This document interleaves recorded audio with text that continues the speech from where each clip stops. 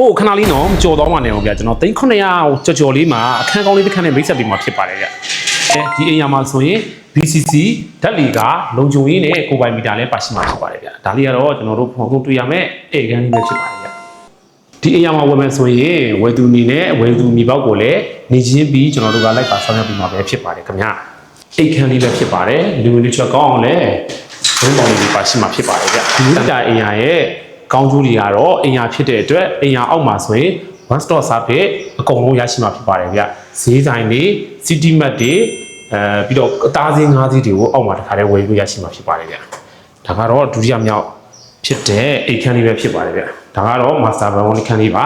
ဒီချိုးခန်းအိမ်ကတခါတည်းတွဲရပါရှိမှာဖြစ်ပါတယ်ဗျဒီနောက်မှာဆိုရင်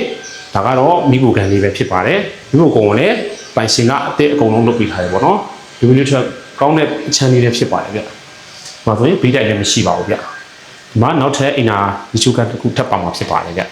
။ခန်းလေးကတော့၄လောင်မြောက်မှာဖြစ်ပြီးတော့ဇင်းတော်အားဖြင့်သိန်း940နဲ့ရောင်းချပေးမှာဖြစ်ပါတယ်ဗျ။ဒီခန်းလေးကိုဆက်သွယ်စုံစမ်းမေးမြန်းလို့ပါကကျွန်တော်တို့ကြီးပွားအောင်ဖုန်းနံပါတ်ဖြစ်တဲ့399569494339ကိုဆက်သွယ်စုံစမ်းမေးမြန်းနိုင်ပါတယ်။အားလုံးကိုကျေးဇူးတင်ပါတယ်